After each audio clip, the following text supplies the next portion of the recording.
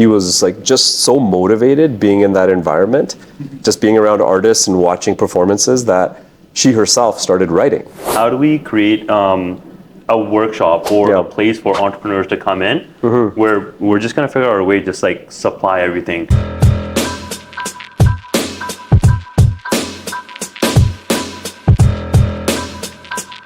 The hardest thing I'm always thinking is pressing play, right? Yeah. Everything else is easy after that. Yeah. So how big is your team right now? Because you're pretty much press play, go, because you've done it so many years. Yeah. How are you adding more people to your team to grow this thing? I mean, get from 1,000 to 3,000 to 5,000. Like, what's your goal for Monsoon? What's your goal for shutting down Main Street? I mean, we're always looking to grow and recruit more people to join our team. We're a not-for-profit, so we have a board of directors. Okay. I essentially work for them, right? As 100%. Yeah, as the festival producer, the artistic director, executive director, I work for them. So I'm like the main employee of the society, but we have other contractors we hire when it comes time to put the festival on. I can't do everything myself, right? Yeah. We hire a publicist, we bring on a digital marketer, we hire contractors for all the other on-site things. Volunteers are a huge part of like putting on a festival, I would be surprised if your inbox is being flooded with like resumes and people's experience saying, hey, bring us on. They are all the time, absolutely. And I love that. I mean, that's what we want. I want people to like know about us and reach out and say, hey, I'm working on this, or can I help, or can I get involved? And I have a really cool story, actually. Our first year of the festival, we had a volunteer, this young woman named Zahida, and she volunteered, and all she wanted to do was just take photographs of some of our events that were going on. And so we're like, yeah, cool. All right. So she volunteered. At the end of the festival, I had a chat with her, and she told me that she was like just so motivated being in that environment, just being around artists and watching performances, that she herself started writing. She used to write, but she hadn't written for a while. She went away to the US to New York for school. She came back to Vancouver, and so this kind of prompted her to start writing again. And fast forward a year later, she had written a show, a play, and we actually presented a workshop of her show. She volunteered at our festival. We presented a workshop of her show at our festival, and since then she's gone on to further develop it, and it's been like played in theaters now multiple times. And like I went to her show, and it was like I was so proud just watching it that her idea came to life, and like I was able to be a part of it just along the way. This gives me chills. I got it too. I got the hairs on the back. Because we often talk about how do we create a workshop or a place for entrepreneurs to come in where we're just going to figure out a way to just like supply everything.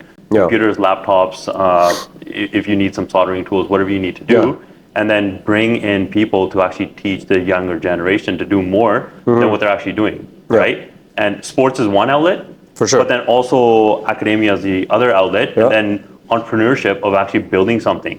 And you talking about somebody behind the lens. I'm not thinking photographers generally want to put themselves out there. They want to just be behind the screen, and they want to photograph from their perspective of what this thing is.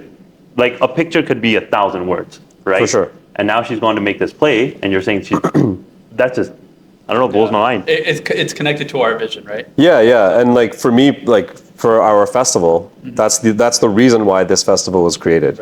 Like to create more stories like this, right? Is to support artists, somebody who maybe isn't even thinking about it at that time, but somehow is motivated by being involved and goes on to, create something.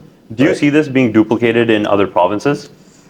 Bring it to maybe Calgary, Toronto. We've got a pretty big diaspora over there as well. Yeah, I do. Has anybody reached out to say, hey, Gurp, we gotta connect and build something here? Not yet, honestly. I know I don't have the capacity right now, but I would love to expand to other provinces and do something similar. I think you're right, man. I think we have communities all across, whether it's Calgary, Edmonton, Toronto. Those are the main sort of other three hubs, even Winnipeg if you want to go, right?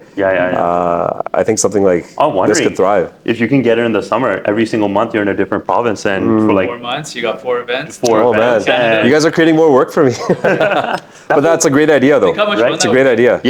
In Vancouver, then Toronto. And look how many people you would connect, right? And like eventually the goal is to just let it just take its own course and build itself. You just need to show them the blueprint. Like a lot of people don't have the blueprint. Right? Absolutely. As much as we say that, oh, we're going to do this, that, and the other, when it's actually time to do it, it's like, this is scary.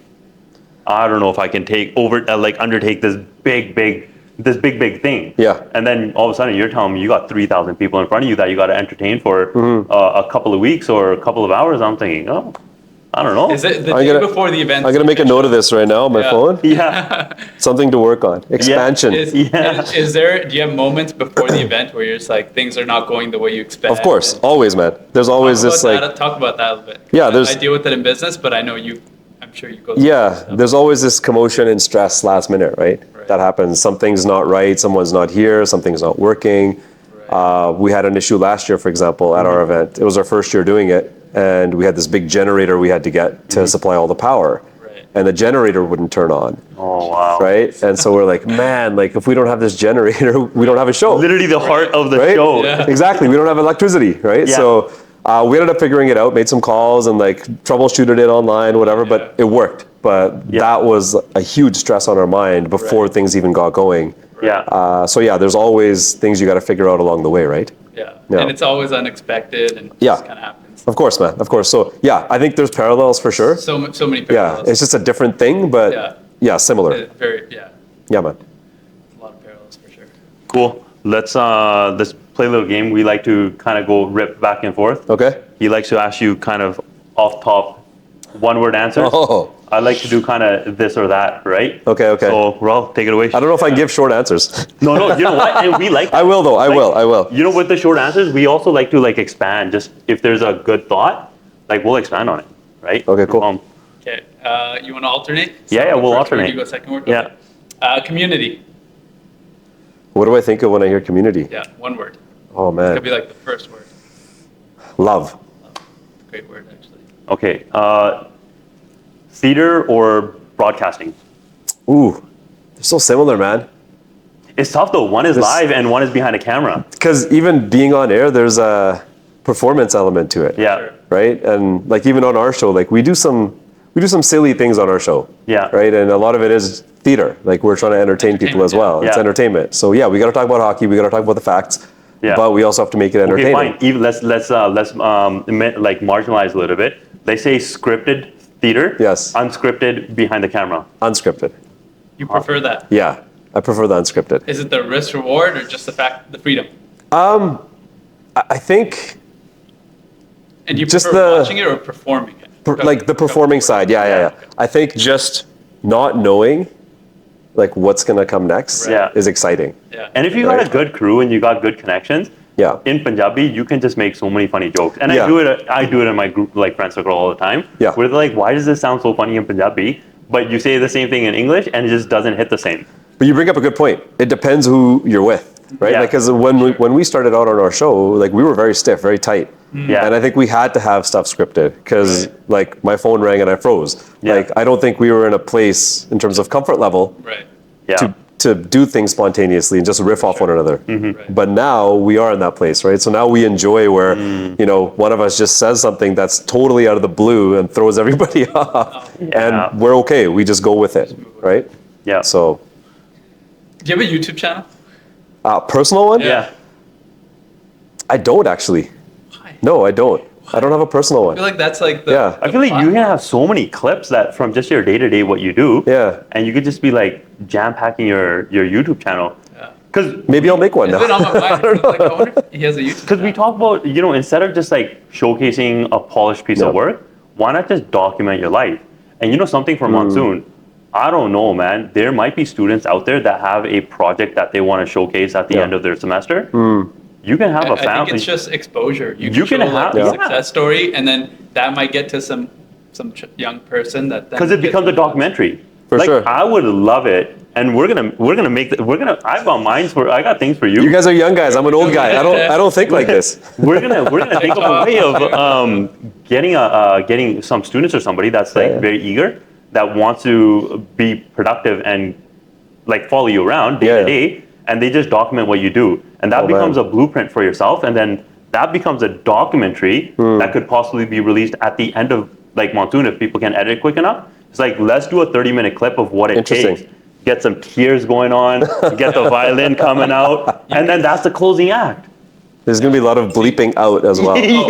But you keep that. Yeah. You keep it. You keep it, of course. Yeah. Yeah. No, I'm just saying, like, even just every guest you have on there, they make a short 30-second TikTok about what they're doing at the festival. You promote the event. Yeah. You do last year's, and then now you've got this body of work online that I think has more reach, and it's permanent. People revisit this over and over again. So we have a YouTube channel for the festival, for the arts organization. We have one for hockey night. There's one for Punjabi Vibes, actually, if you want to check it out. We have a few videos on there, but I don't have a personal one, though. I don't have a personal one. I'd like to see a personal one.